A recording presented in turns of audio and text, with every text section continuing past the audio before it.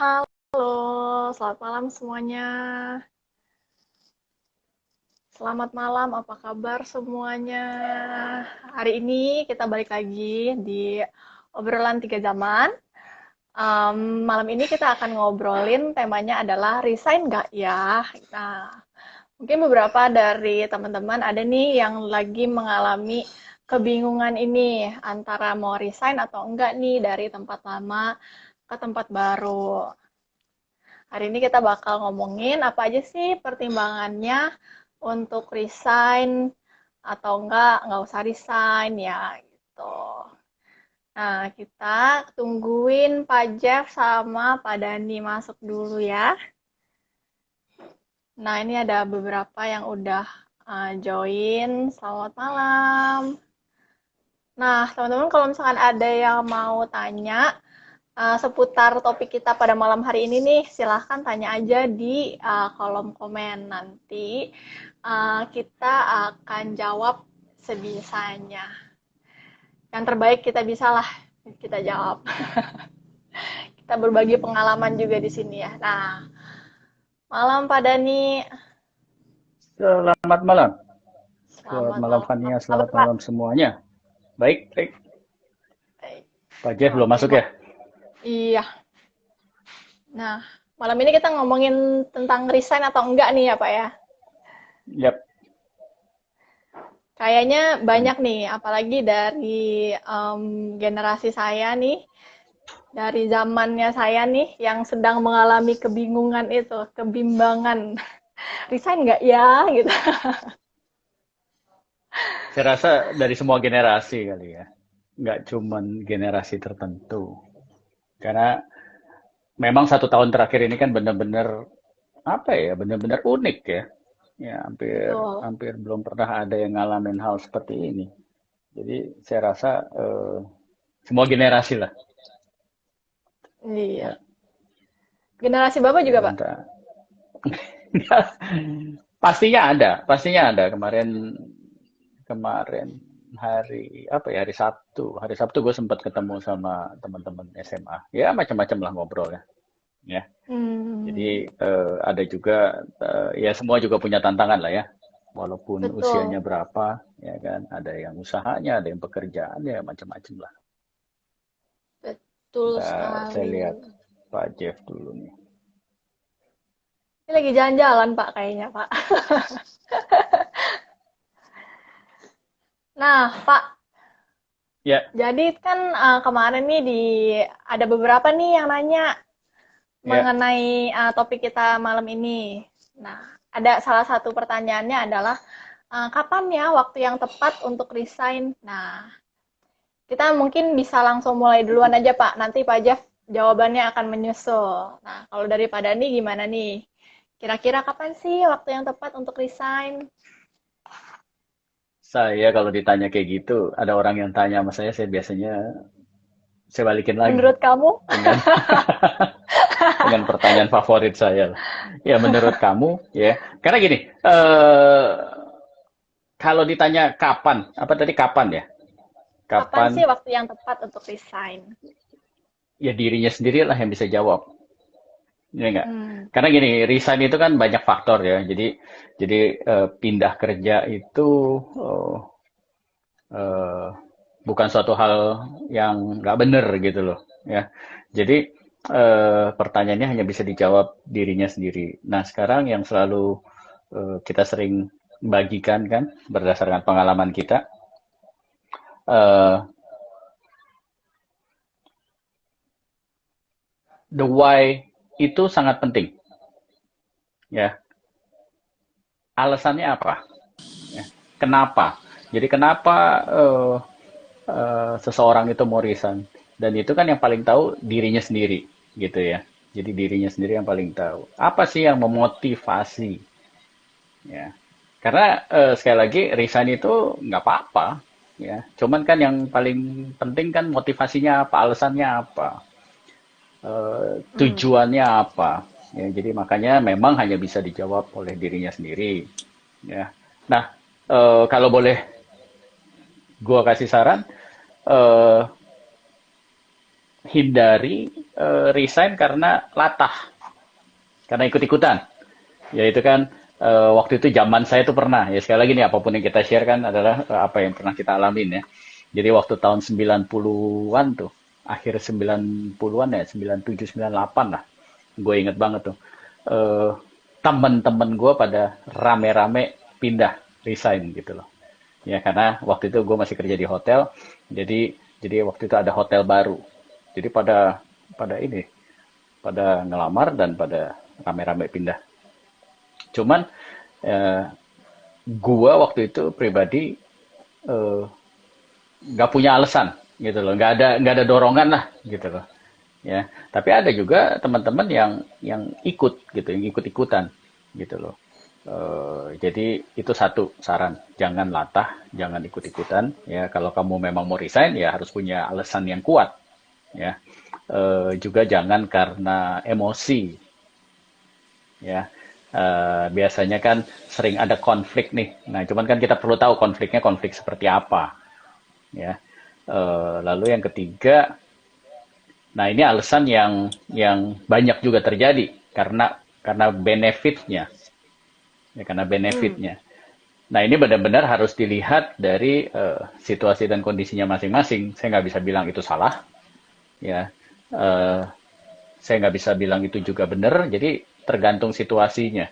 Ya, kalau misalkan memang dia punya alasan yang kuat, ya, eh, karena kebutuhan hidupnya tidak tercukupi, ya itu buat saya itu kuat.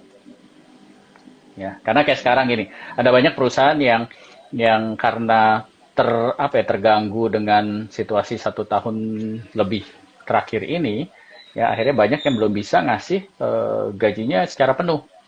Namun ada perusahaan-perusahaan lain yang sudah menawarkan, ya, yang keuangannya dalam keadaan baik dan dia menawarkan, tempat gua gajinya penuh. Nah eh, itu sah-sah aja sih kalau saya bilang, ya, karena memang kebutuhan, ya. Kalau misalkan memang dia hanya qualified, ya, dan kita nggak bisa menjudge itu suatu hal yang salah, ya, karena memang kebutuhan hidupnya dan dia mendapatkan, why not, gitu loh. Ya, dan kita juga harus percaya jalan hidup seseorang itu kan ada di. Beda-beda. Iya, ya kan? Jadi kita nggak bisa bilang oh benar atau salah. Ya. Jadi sekali lagi alasannya aja. Ada ada alasan yang kuat, silahkan gitu loh. Tapi kapan taunya, ya dia sendiri yang harus bisa membuat keputusan itu. Apakah dia buatnya karena latah, ikut-ikutan, atau karena emosi, dia kesel, ya karena hal-hal yang sebenarnya eh, satu hal yang nggak terlalu inilah apa, nggak terlalu mendasar ya. Kalau misalkan yang mendasar sekali, misalkan perusahaannya memang eh, tidak memperhatikan karyawannya, ya, dan itu sudah terlihat dari programnya segala macam. Menurut saya itu sah aja, saya akan dukung gitu loh. Wah di sini saya nggak diperhatikan, diperlakukan asal-asalan, hanya disuruh disuruh memberikan yang terbaik, tetapi eh, tidak ada effort dari company untuk apa ya, memperhatikan kebutuhan kita, developmentnya kita gitu loh. Atau bahkan ada perusahaan yang melanggar, ya, melanggar entah apa, secara hak asasi manusia atau segala macam yang kayak gitu-gitu, saya rasa wajar, indah kalau saya bilang, ya, nggak usah takut gitu loh. Mungkin itu Nah, dulu saya jawabnya. kalau Pak Jeff gimana nih? Jadi tadi kita lagi ngomongin kapan sih waktu yang tepat untuk resign. Nah,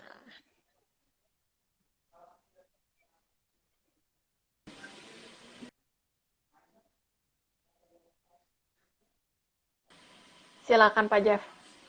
Agak putus-putus, Van. Tolong diulang. Ya, Oh, pertanyaannya Ah, kapan sih waktu yang tepat untuk resign? waduh. Setelah 2 tahun. Oh, enggak ya. Ah, Langsung langsung pakai numbers ya setelah 2 tahun gitu. So, pada dasarnya sih memang yang pertama sih yang harus dipahami dulu, resign ini practical period untuk kita belajar decision making.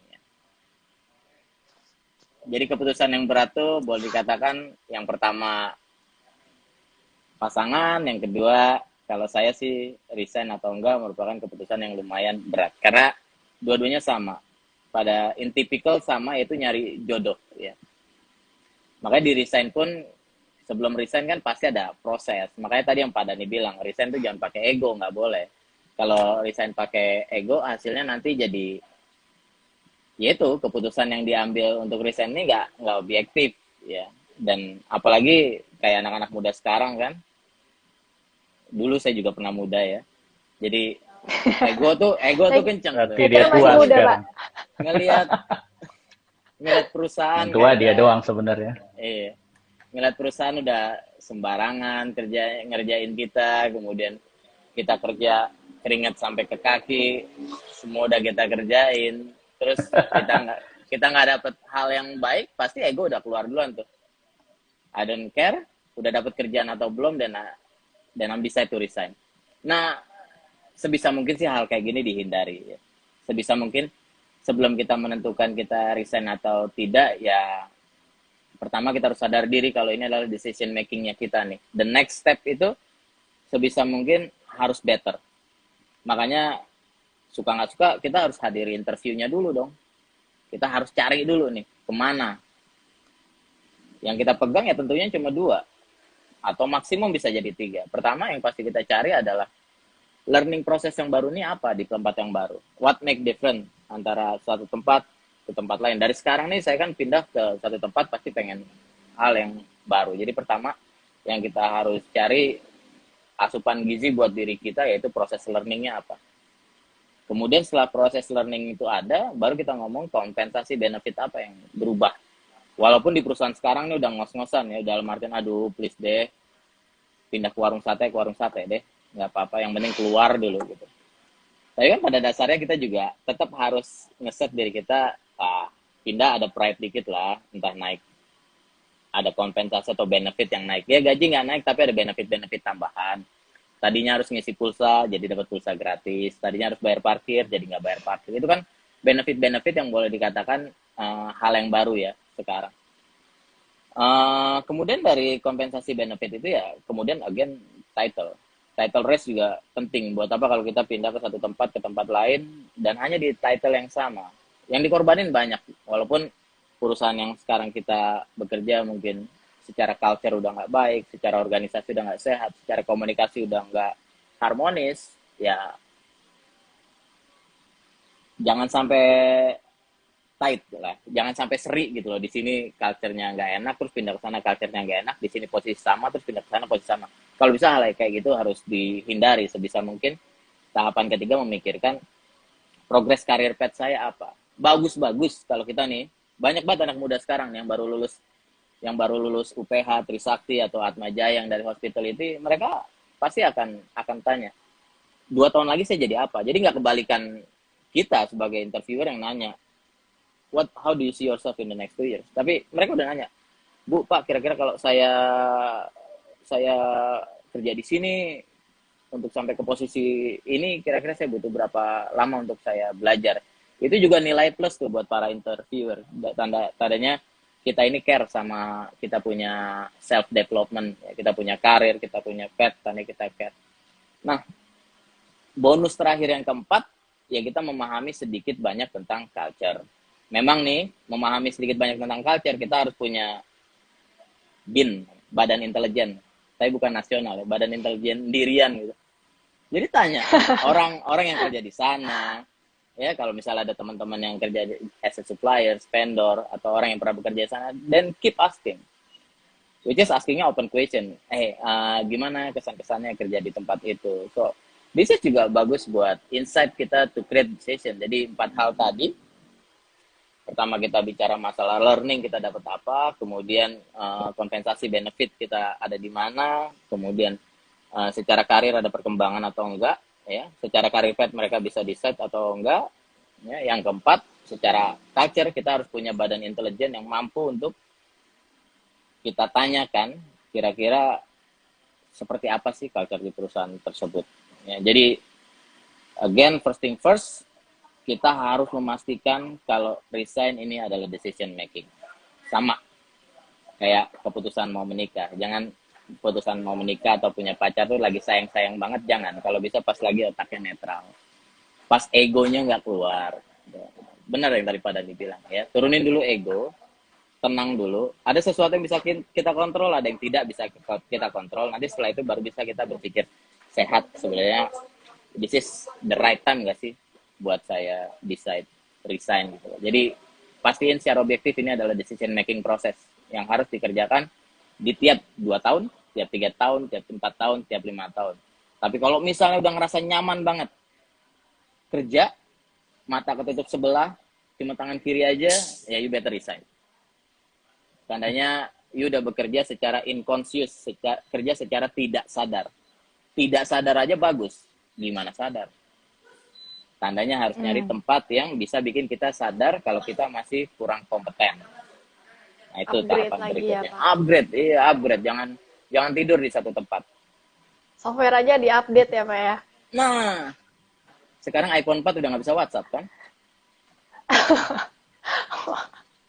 Itu fun menurut saya. Maaf ya, saya agak telat. Yo, Nggak apa-apa, Pak. Minta oleh-olehnya Van, aja, Pak, nanti. Aduh. Van, gue tambahin boleh, Van? Iya, Pak, silakan. Tadi ada satu lupa yang gue sebut.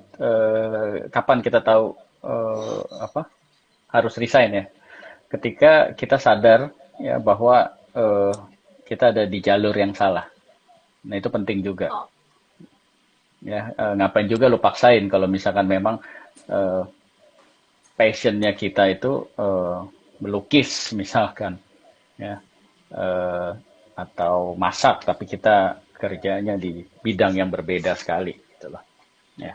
Tapi ya sekali lagi sebelum pindah, ya tentunya yang tadi kayak Pak Jeff bilang, sarannya adalah ya pastikan kita sudah tahu tempat yang baru, sudah ada tempat yang baru segala macam. Ya, itu penting juga. Terus yang kedua ya culture. Tadi Pak Jeff ngomongin culture. Sekali lagi, setiap perusahaan punya culture, company culture. Ya, company culture-nya beda-beda.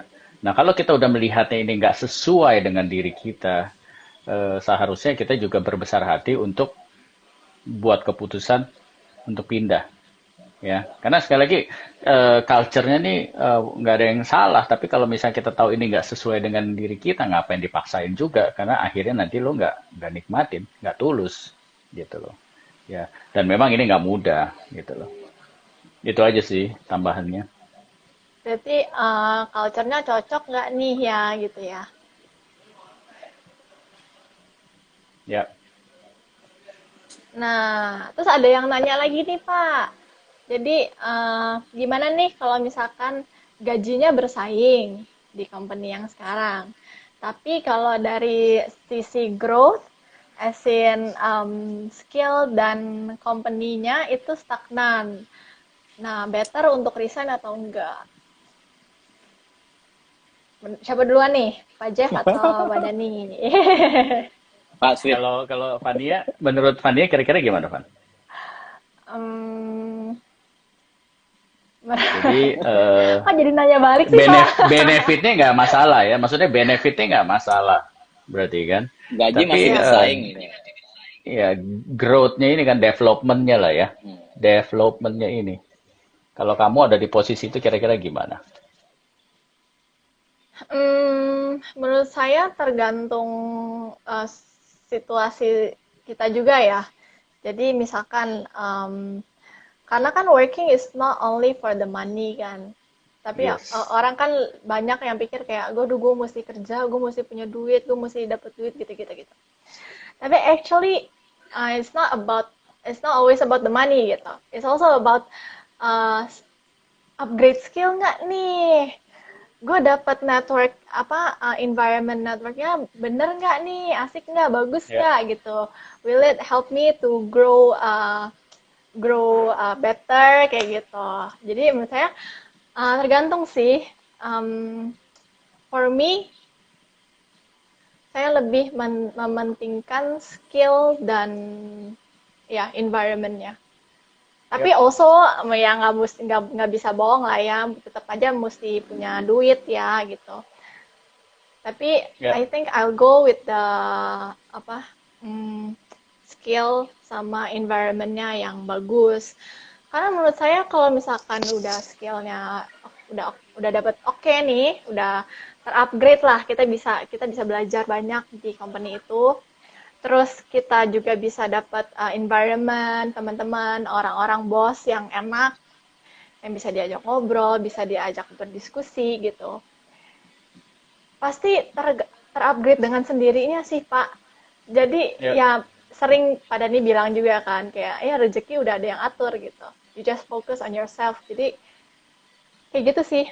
Lebih ke ya. fokus dengan your growth. Are you growing in that company gitu. If you're growing in that company, okay, dilanjutin aja dulu growing gitu. Ya, Kayak gitu nanti pasti setuju. kayak ada aja sih jalannya menurut saya sih gitu ya. Saya percayanya gitu sih.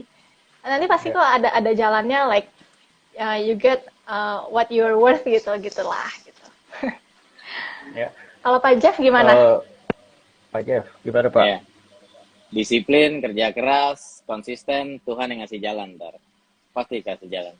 Kalau Amin. saya tadi sebenarnya saya udah jawab ya. Pilihan pertama saya berdasarkan pengalaman pasti learning. Hal apa yang hal baru apa yang bisa saya pelajari di perusahaan tersebut ya. But again, kayak it's like a wine, ada vintage-nya nih. Kalau kayak masih yang vintage muda ya, yang baru dipanen terus dibottling, mungkin just go over it, ambil aja deh ya. Masih 22, masih 23, 24, dapat opportunity, gaji bersaing, tapi ada skill yang berkembang, company-nya juga lagi berkembang, bleeding with them ya, berdarah-darah deh sama mereka, nggak apa-apa, you're still young.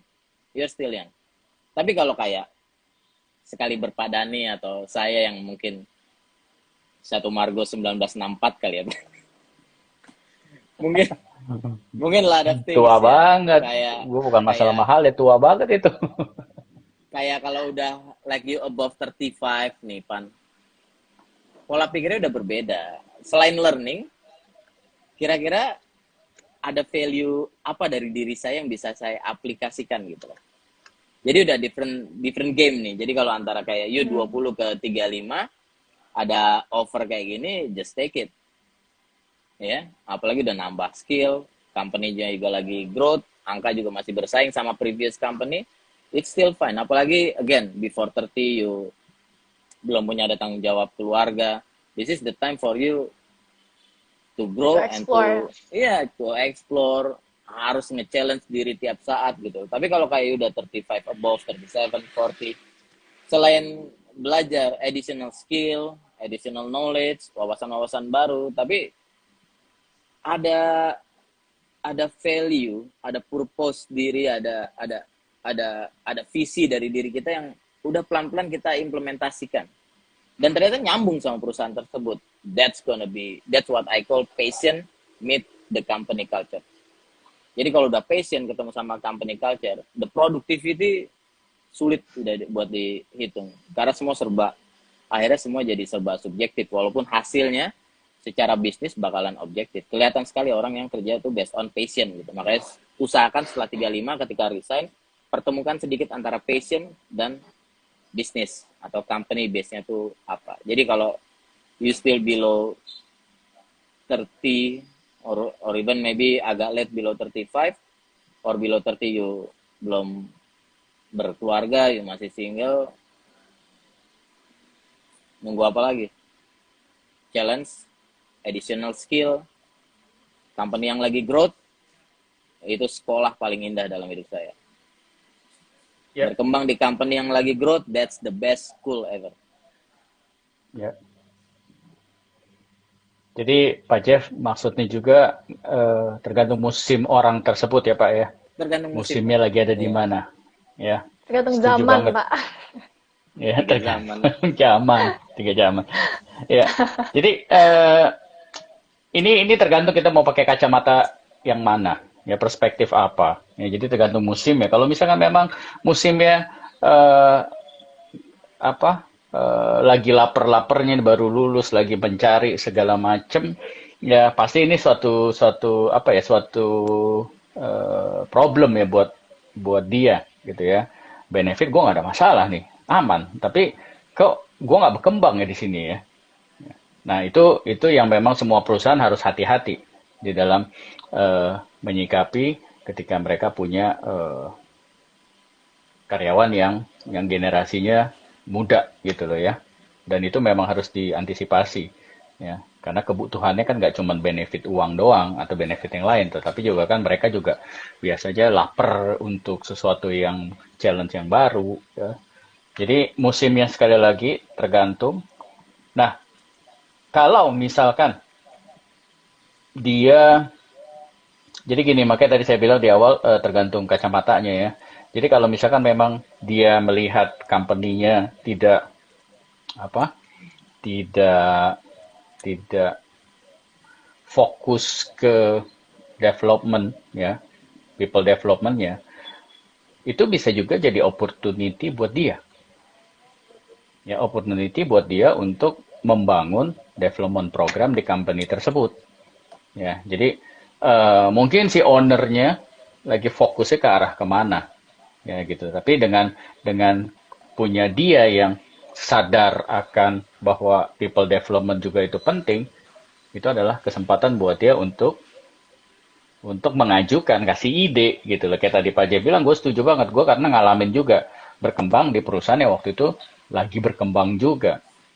Ya, jadi ada banyak ide-ide baru yang terjadi, usulan-usulannya tidak hanya dari top management, tetapi usulan-usulan dari bawah juga banyak sangat membantu perkembangan perusahaan tersebut.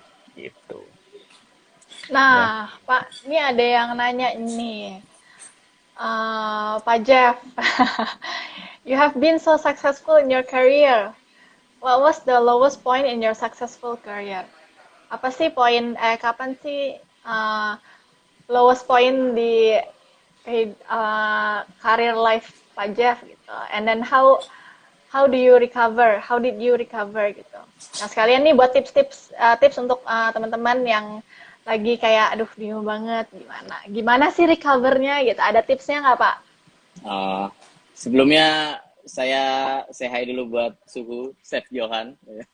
Chef Johan ini lagi di luar negeri nih. Saya lupa dia di Brunei atau Filipina nih. He is one of my best friend. It's good question ya.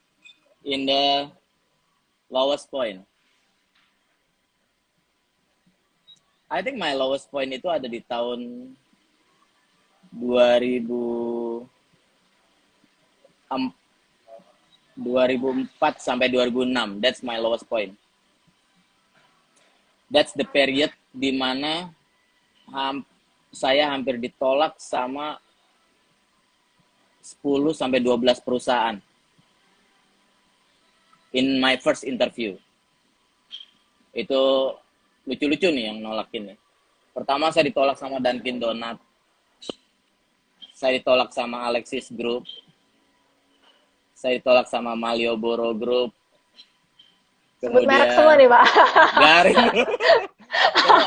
ada banyak ya dari, oh iya gue kelepasan, sorry. Ke bawah gue. Pertanyaannya dalam banget soalnya, my lowest point. Jadi, ada 12 company saya kumpulin, yang saya lepas, ada dari 12 itu ada 4 company itu walk in interview. Jadi saya benar-benar ngerasain tuh yang datang jam 9, baru dipanggil interview itu jam 4 sore gitu loh. Even yang paling sakit ada satu perusahaan yang interview itu is my friend sebenarnya, dan ya without notice reject. Jadi, dan it's been a year sebenarnya, setahun. Jadi setahun nggak kerja, nganggur, baru married kebetulan belum punya anak, jadi masih bisa, tadinya ngontrak, akhirnya we decide buat numpang ya di komplek Mertua Indah. That's my lowest point. Sampai akhirnya I decide kerja apapun I will take it ya. Kerja apapun I will take it, dan finally emang dapat di Kemang. Dan di sini boleh dikatakan I'm really recover myself itu ya di tahun 2005 ya. Di tahun 2005 akhir saya recover myself. Saya mulai memotivasi diri saya tadi saya dapat di Lowest Point, saya berpikir saya udah ngelamar ke sales, ke cleaning service, ke beberapa divisi sempat di reject, dan I built my expertise tuh buat serving people pada saat itu, benar-benar serving orang. Jadi benar-benar nyiapin database. Saya ngalami kesulitan mencari kerja, jadi saya pikir tamu adalah pintu lowongan kerja saya berikutnya. Jadi saya benar-benar cari tamu sebanyak-banyaknya. Ketika ada event, ketika ada orang ulang tahun, saya beranikan diri buat ngobrol sama tamu. Hai, saya supervisor di sini. Padahal saat itu baru senior waiter. Saya supervisor di sini. So, how was everything? Setiap saat saya temuin, saya kumpulin database. Boleh kita tukeran telepon, segala macam. Dan ya akhirnya itu membawa saya ke tahapan-tahapan berikutnya.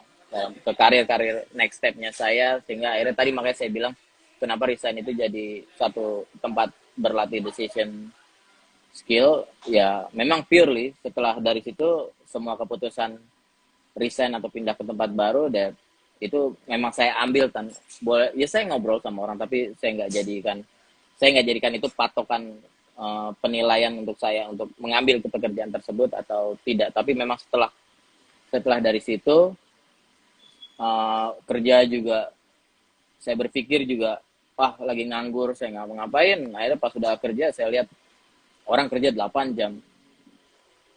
How I can beat them is I need to work longer than them. Makanya dia kerja 8 jam, saya kerja 12 jam. 2 jam saya pakai untuk belajar beverage, 2 jam saya pakai buat belajar food, dan I'm continually untuk ngerjain hal-hal tersebut. Jadi ketika saya udah lihat ada orang yang kerja lebih dari 10 jam, I still doing 12, 13 hours gitu loh. Ya itu semua saya gunakan untuk, bukan untuk kayak hangout or ngobrol or meet some friends, enggak, but rest of that hours itu saya jadiin motivasi saya. Nganggur nggak enak, Jeff. Jadi better manfaatin 4 jam ini to keep you busy, to learn. Akhirnya saya nggak sadar ternyata, wow, it's almost 10 years ago ya. Dikit lagi, 10 tahun lagi, ya 2-3 tahun lagi saya melewati my lowest karir. Terima kasih Chef Johan buat pertanyaannya. Ya recovery-nya itu tetap berusaha, tetap nyari kerjaan, hubungi teman. Terus setelah saya dapat pekerjaan, saya benar-benar get into ke peluang. Peluang pertama yang saya cari adalah tamu-tamu saya, sehingga saya surfing. Dan saya benar-benar communicate, benar-benar like well served. Dalam artian benar-benar creating diri saya ini sebagai host, to talk with our guests, to talk with my guests. Jadi suatu saat, I believe jendela peluang karir saya mungkin bisa dari orang-orang yang selama ini duduk di meja-meja restoran saya. Ya, that's the lowest karir ya, 2004-2005. Jadi tetap ini ya, tetap during that moment tetap mencari, tetap keluar sana untuk Tetap cari connecting keluar, sana sini gitu. LinkedIn, Jobstreet, telepon teman, nggak bisa gengsi, udah menikah, melangkah. iyalah tetap maksain diri. Ya nggak bisa di hospitality, ngelamar ke kasih CV ke cleaning service, ke sales toko. I give all my CV. At least I have a stepping stone saat itu. Oh. That's good. Wow, menarik sekali. Bisa menjadi pelajaran kita semua ya. Barangkali nanti kalau misalkan kita ada di situasi seperti itu, jadi tetap keep going on, keep making connections with people. Karena sebenarnya I think I realized this recently, kalau misalkan the little connections itu bisa menjadi besar gitu, bisa menjadi suatu stepping stone bagi hidup kita gitu ya. Either it's career atau general life ya gitu. Nah, satu lagi nih pertanyaan terakhir mungkin ya. ini pertanyaannya gini. Gimana kalau misalkan kita udah kerja di company nih, kerja sama orang gitu. And then we resign to build our own business gitu. Nah, gimana nih, Pak? Pak Dani mungkin ya, yang lebih berpengalaman gitu. Apa sih considerations untuk bisa berani resign dari suatu company untuk membuat bisnis sendiri gitu. Dan apa aja gitu yang kira-kira apa sih yang dipersiapkan untuk itu semua bisa berjalan dengan baik lah. Nah, tuh Pak, sekali resign langsung buka bisnis Ah, tuh. Gimana caranya? Iya. Karena kan sekarang kita banyak banget ya Pak yang sekarang ini lagi banyak banget marak sekali bikin small business gitu. Hmm, Apa aja. Bisa ya, itu ya, makanan, bisa itu perintilan kerajinan tangan, bisa macam-macam. Bisa ya. baju, segala macam. Nah, apa nih Pak Eh, tipsnya? pertama-tama sih saya cuman kalau boleh saya ingetin ya, eh, jangan latah, jangan ikut-ikutan.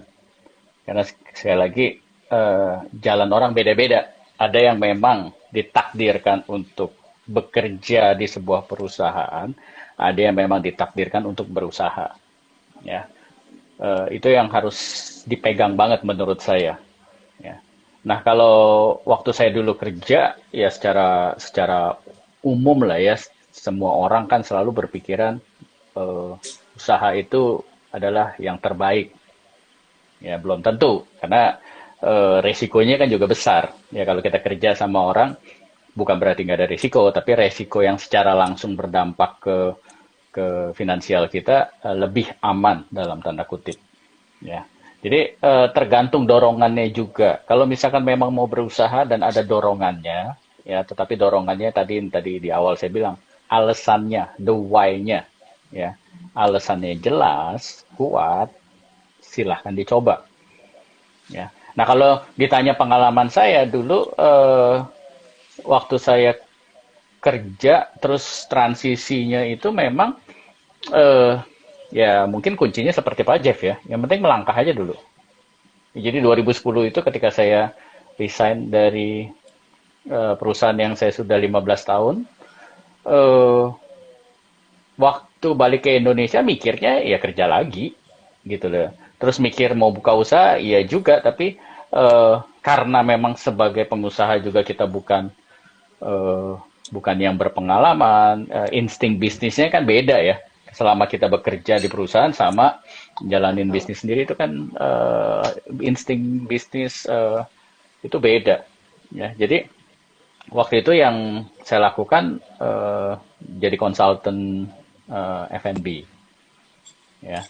Nah, cuman pada saat saya menjalankan itu, eh, ya waktu itu perasaannya begini.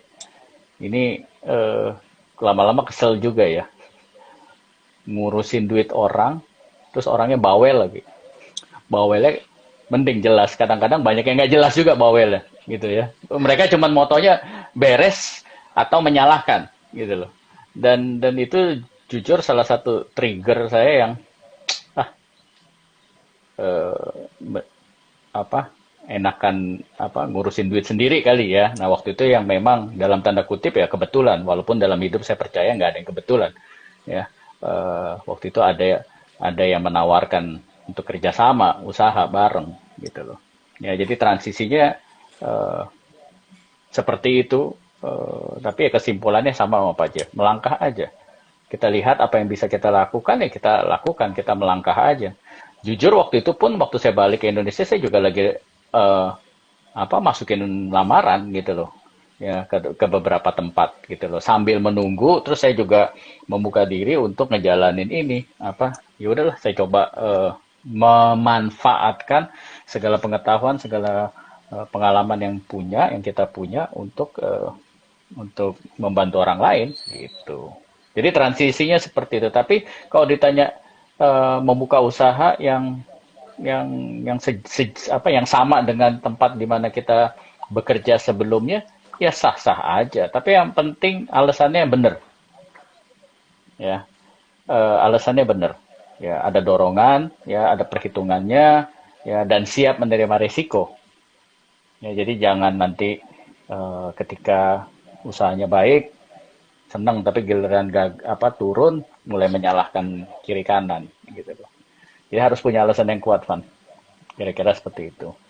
Boleh saya Jangan tanya sampai nggak ya? menyalahkan orang ya Pak ya. Jadi Boleh Iya, saya tanya jangan. dong? Boleh. Pak Dani kan pasti udah bergulat dengan beberapa pemimpin di atas, benar nggak? Iya, Ya. iya. And Vania tentunya pasti udah ada beberapa, jangan ketawa dulu Van. Ada beberapa dosen, ada beberapa pemimpin yang ada di ringnya Vania ya. Coba pastikan statement ini benar nggak sih? 90% the reason people leave is because of direct leader. 90% reason orang resign itu karena leadernya yang persis ada di atas dia. You agree or not? Give the Kebanyakan ya, maksudnya kan kebanyakan ya. deskripsi, narasi, kasih penjelasannya. Kebanyakan ya 90% itu kan statement 90% orang resign itu karena atasan di atas dia. Pak Dani dulu atau Fania dulu? Benar Dani atau dulu salah? boleh. Benar atau salah harus ada alasannya. Ya kalau saya nggak pernah itulah ya, nggak pernah ngecek berapanya. Tapi kalau ditanya itu terjadi, kemungkinan besar ya terjadi kali ya, karena pengaruh apa pengalaman yang dialamin dengan atasannya. Ya, saya rasa ya banyak ya, lebih banyak kali ya. Tapi ada juga kok orang-orang yang resign karena company-nya. Atasannya udah nggak bisa berbuat apa-apa lagi gitu loh. Tapi karena policy dari company-nya seperti itu ya mau nggak mau gitu loh. Saya banyak juga ketemu orang seperti itu. Gitu sih, Pak. Jadi Pak Dani nggak di yang 90% itu ya Pak? Saya 50-50. kalau Belum kalau pernah. nggak saya dulu ya macam-macam lah ketemu atasan ya macam-macam cuman saya berhasil ladenin lah Hmm. ya saya berhasil ladenin lah gitu loh. eh Bahkan pernah ada punya atasan yang bermuka dua lah ya bermuka dua ya. eh Politik politik di kantor pernah gitu loh, politiknya sangat kuat ya pernah gitu dialamin ya.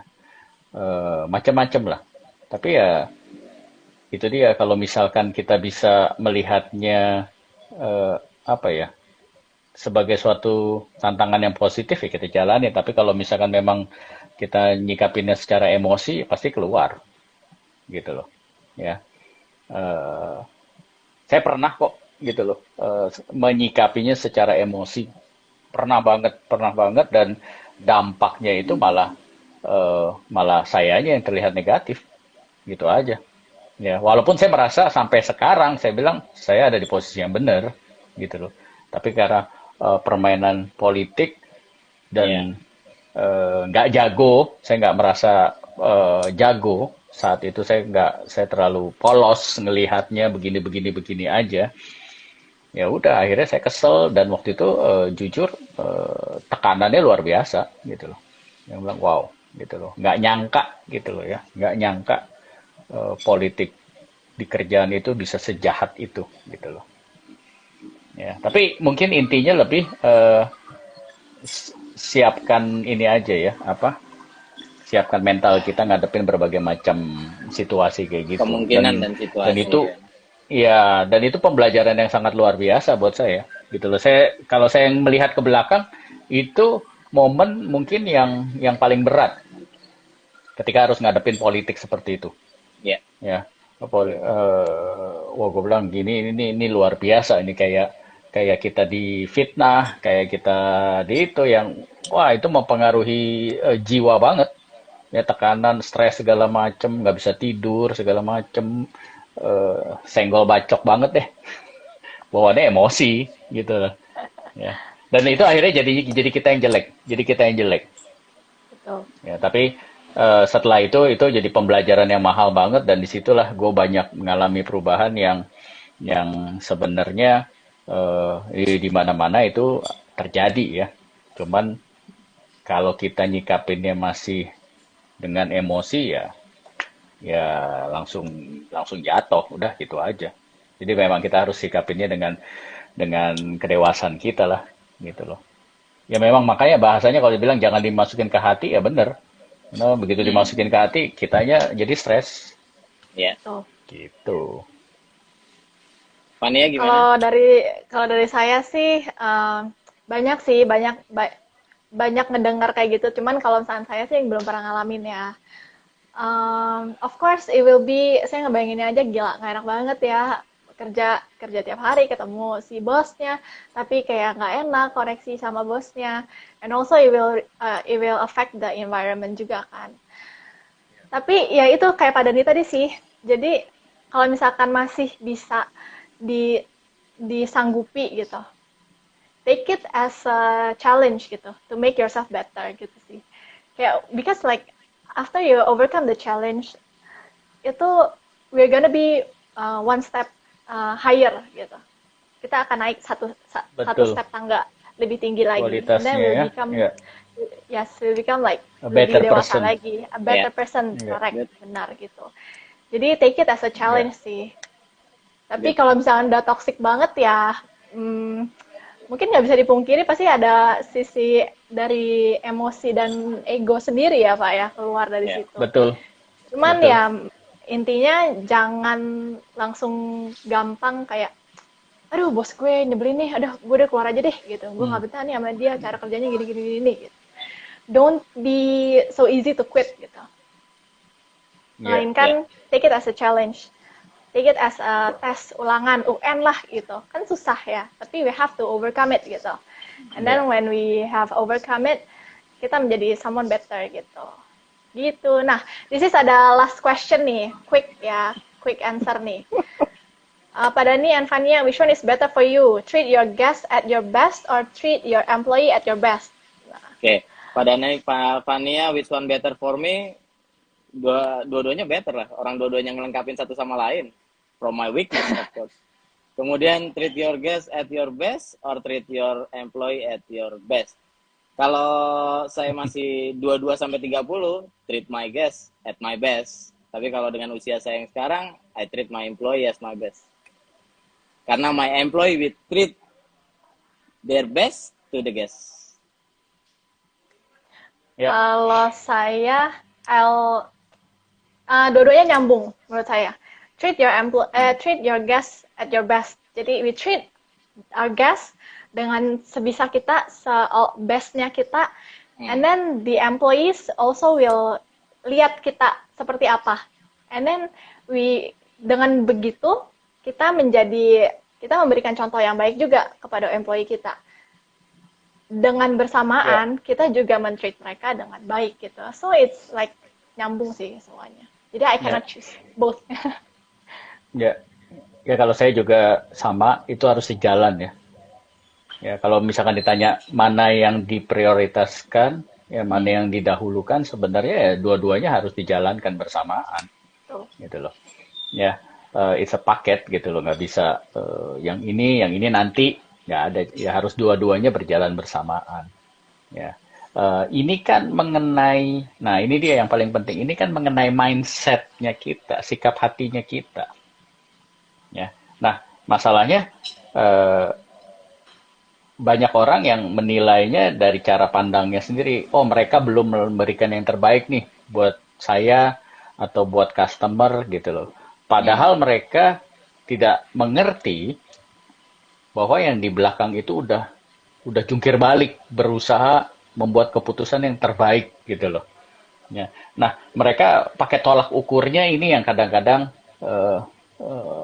berbeda, dan ini yang kita semua harus hati-hati siapapun posisinya, ya baik itu si karyawan, si tamu atau si owner, ya karena masing-masing pasti punya pertimbangan, ya masing-masing pasti merasa benar gitu. Wah enggak lah, mereka nggak mengutamakan karyawan, ya itu pasti dari kacamatanya mereka, ya, tetapi karena itu pun yang kita alamin juga saat ini.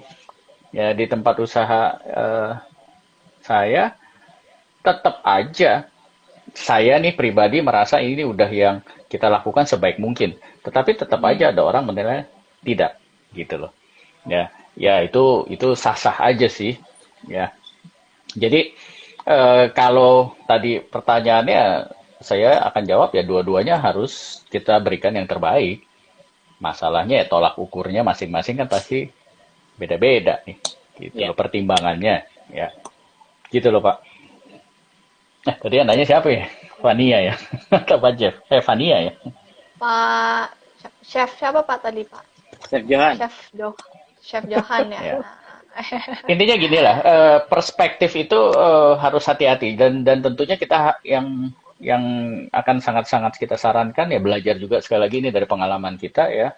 Ketika kedewasaan kita semua semakin baik, semakin terus bertumbuh, ya eh, cara pandang kita juga berbeda, cara kita menyikapinya juga lebih lebih bijak, betul. ya.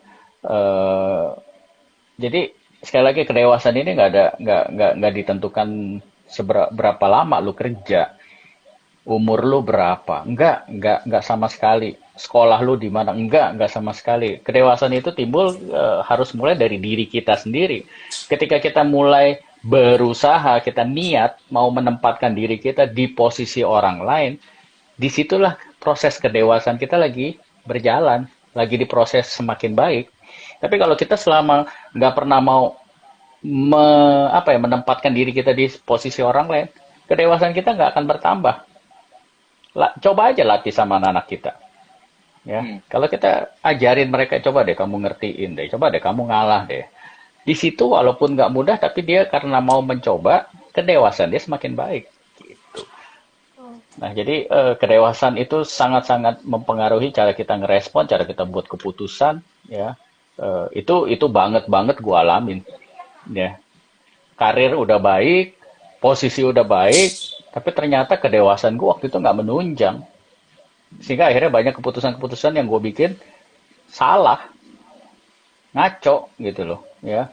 Nggak bijak, kira-kira begitulah. Ya, jadi memang pertanyaannya itu tadi gampang-gampang susah untuk dijawab. Untuk dimengerti lah ya, maksudnya Ya. jawabannya sih gampang, tapi untuk dimengerti.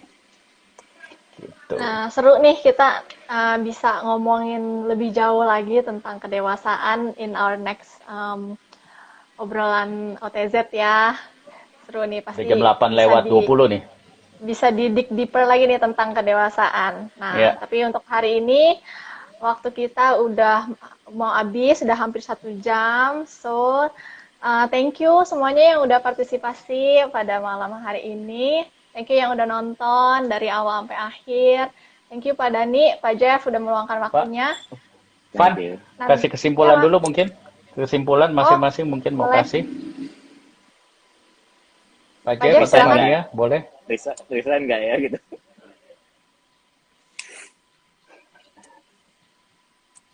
Kalau Ya, ya Pak Jeff dulu, silakan. ya. Kalau short summary dari saya ya, pada dasarnya dari pengalaman again ya, 3 zaman antara kita bertiga punya pengalaman yang beda-beda. Jadi pada intinya mungkin kalau kita bisa wrap ya, kita waktu yang tepat untuk memutuskan untuk resign atau tidak, ya benar-benar yang pertama harus kita pikirkan ini merupakan salah satu salah satu latihan keputusan terberat. Makanya penting untuk tidak menggunakan ego di sini, ya, untuk tidak dalam keadaan emosi, benar-benar harus berpikir objektif, benar-benar berpikir ke minimum ya keempat pilar tadi.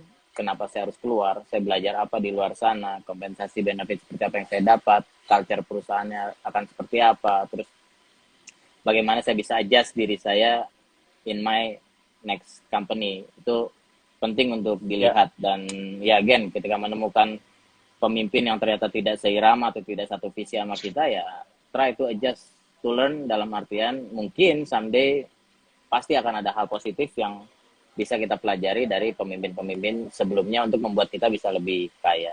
More and less summary dari saya sih itu. Thank you Pak Ini Jeff. ada Pak kan? Dani, singkat aja Pak Dani. Kalau saya sih, kalau misalkan memang belum yakin, ngobrol sama mentor kamu. Ya, karena jawabannya adalah yaitu, menurut kamu, kamu yang harus tahu. Gitu aja. Thank you, Van. Dari saya terakhir sih paling konklusinya harus bikin poin-poin ya. Poin-poin to consider whether to resign or not gitu. Kalau perlu bikin tabel plus minusnya apa sih kalau misalkan resign di tempat baru kayak gini, di tempat lama kayak gini, which one is better gitu, which one That's has good. the more plus point gitu. Oke, That's good. kita udahi obrolan Thank you hari semua. ini. Yang mau nonton dari awal sampai akhir bisa nonton di IGTV kita, sama di YouTube kita. Nanti kita akan tayangin, kita akan announce di story kita when it's up in YouTube. Yep. So, see you guys 2 minggu Bye. lagi. Thank you for listening. Bye-bye. Thank you semua. Thank you. Thank you. Thank Bye. you.